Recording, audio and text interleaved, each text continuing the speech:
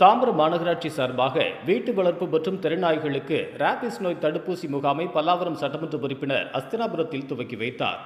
Rabies நோய் பாதிப்பு அதிகரித்துள்ள நிலையில் அதனை தமிழ்நாடு அரசு கட்டுப்படுத்தும் விதமாக நாய்களுக்கு ராபிஸ் தடுப்பூசி திட்டத்தை அமல்படுத்தியுள்ளது.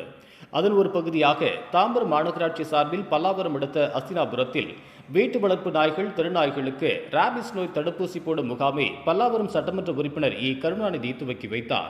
அதனைத் தொடர்ந்து வீதி வீதியாக சென்று தெருநாய்களை பிடித்தும் வீட்டு நாய்களை உரிமையாளர்கள் மூலமாக வரவழைத்து ராபிஸ் தடுப்பூசி போடப்பட்டு அதற்கான அடையாளமும் வைக்கப்படும் என மாநகராட்சி சுகாதார அதிகாரிகள் தெரிவித்தனர்.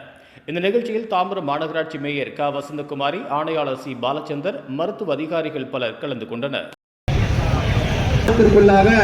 ஒரு சீர்படுத்த வேண்டும் என்ற ஒரு மிகப்பெரிய முயற்சி எடுத்திருக்கின்றார்.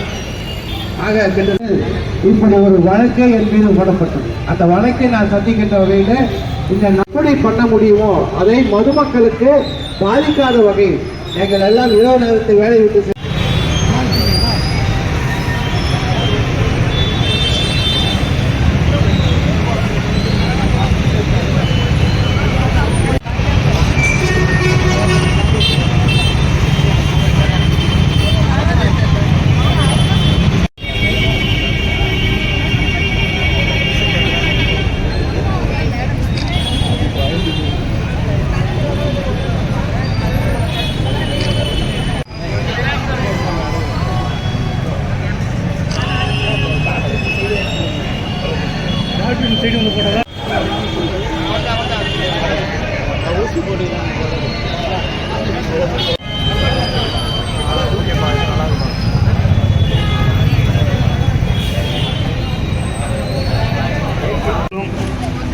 முப்பத்தி 8வது மாமன்ற உறுப்பினர் தரணிய மதுவீரன் அவர்களும் நகர நலரோடு விழாவில் கொடியேற்றி துவக்கி வைக்கிறார்கள்.